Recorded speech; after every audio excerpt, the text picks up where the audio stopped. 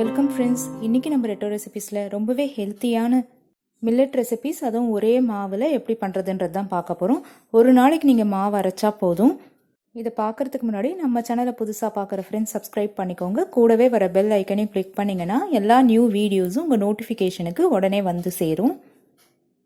இந்த ஆழாக்கில் தான் நான் இன்றைக்கி மெஷர்மெண்ட் காமிக்க போகிறேன். ஒரு ஆழாக்கு கம்பு எடுத்திருக்கேன். நீங்கள் எந்த கப்பில் எடுக்கிறீங்களோ அதே கடைசி வரைக்கும் ஃபாலோ பண்ணிக்கோங்க. முழுக்க மில்லட்ஸ் இல்லாமல் கொஞ்சம் அரிசியை சேர்த்து குழந்தைங்களுக்கெல்லாம் பழகுங்க. அதே ஆழாக்கில் அரை கப் பச்சை அரிசி, மீதி இட்லி அரிசி எடுத்திருக்கேன். இதையும் இந்த கம்போடு சேர்த்துடலாம். எந்த கப்பில் எடுத்தீங்களோ அதில் பாதி எடுத்துக்கோங்க. அரை ஆழாக்கு உளுத்தம்பருப்பு தனியாக அரைக்க வேணாம், நல்லா வாஷ் பண்ணிவிட்டு ஒன்றா ஊற வச்சிடலாம். 4 மணி நேரம் ஊறினதுக்கப்புறம் மொத்தமாக கிரைண்டரில் போட்டு அரைச்சி எடுத்துக்கலாம். இட்லி மாவு அரைக்கிற மாதிரி அரைச்சிருங்க. தேவையான அளவு உப்பு சேர்த்துக்கிறேன். 6லேருந்து 8 மணி நேரம் புளிக்கட்டும். சிறுதானியன்றதுனால நான் வெந்தயம் சேர்க்கலை. இப்போ எப்படி நல்லா பொங்கி வந்திருக்கு பாருங்கள். பாத்திரம் ஃபுல்லாக பொங்கி இருந்தது. நான் அதை மிக்ஸ் பண்ணிவிட்டு உங்களுக்கு காமிக்கிறேன். இப்போ இந்த கம்பு மாவில் கொஞ்சமாக தண்ணி சேர்த்து தோசை, எப்பயுமே தோசைக்கு எப்படி மாவு கரைச்சிப்பீங்களோ அந்த கன்சிஸ்டன்சி. நான் இதில் ஆனியன் பொடி தான் செய்ய போகிறேன். இப்போ 1 டீஸ்பூன் எண்ணெய் சேர்த்துக்கலாம்.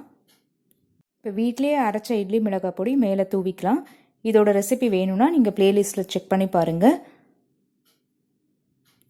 இப்போ நறுக்கின வெங்காயத்தை மேலே தூவிடலாம். மொறுமொறுன்னு தோசை ஜம்மன் ரெடி ஆகிடும். கம்பு தோசைன்னு தெரியவே தெரியாது, அவ்வளோ டேஸ்டியாக இருக்கும். எப்படி மொறுமொறுன்னு தோசை வந்திருக்குன்னு பார்த்தாலே தெரியும். எப்படி இருக்குது பாருங்கள். டேஸ்ட்டும் அவ்வளோ நல்லாயிருக்கும்.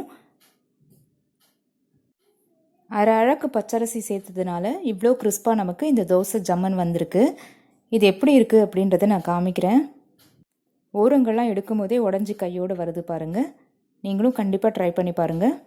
இப்போ தோசை மாவு கரைச்ச அந்த மாவுலேயே குழி பணியாரத்துக்கு வதக்கிக்கலாம். கொஞ்சம் எண்ணெயும் உளுந்தம்பருப்பும் சேர்த்துருக்கேன். வெங்காயம், பச்சை மிளகா, கருவேப்பிலை வதக்கி சேர்த்துட்றேன். எப்பயும் போல் குழி பணியாரக்கல்ல மாவை சேர்த்துட்டு ஒரு பக்கம் நல்லா கிறிஸ்பாக வெந்ததும் இன்னொரு பக்கம் அப்படியே திருப்பி திருப்பி போட்டுக்கலாம். நான் அதை டைம் வேஸ்ட் பண்ண வேண்டாம் அப்படின்னு தான் காமிக்கல. சூப்பராக வந்திருக்கு. தோசையை விட பணியாரம் ரொம்ப டேஸ்ட்டாக இருக்கும். அதுவும் கம்பு பணியாரம் ரொம்ப வாசனையாகவும் இருக்கும். கண்டிப்பாக ட்ரை பண்ணுங்கள். மாவு பொங்கினோடனே நல்லா கலந்து விட்டுட்டு அப்படியே இட்லி தட்டில் வாத்து எடுத்துக்கோங்க. இந்த மாதிரி கூடு கூட சாஃப்டாக நல்லா வெந்துடும். கலர் மட்டும்தான் நமக்கு வெள்ளையாக வராது. எப்படி மெத்துன்னு உள்ளேயும் அந்த டெக்ஸ்டர் அதே மாதிரி இருக்குது பாருங்கள். சாஃப்ட் இட்லியோட டெக்ஸ்டர். இதே மெஷர்மெண்ட்டில் நீங்களும் மாவு அரைச்சி இந்த எல்லா ரெசிபீஸும் ட்ரை பண்ணி பாருங்கள். கண்டிப்பாக இது உங்களுக்கு யூஸ்ஃபுல்லாக இருக்கும்னு நம்புகிறேன். இந்த ஹெல்த்தி ரெசிபீஸை நீங்களும் ட்ரை பண்ணி பார்த்துட்டு உங்களோட ஃபீட்பேக்கை என்னோட ஷேர் பண்ணிக்கோங்க. இது பிடிச்சிருந்தா ஒரு லைக் கொடுங்க.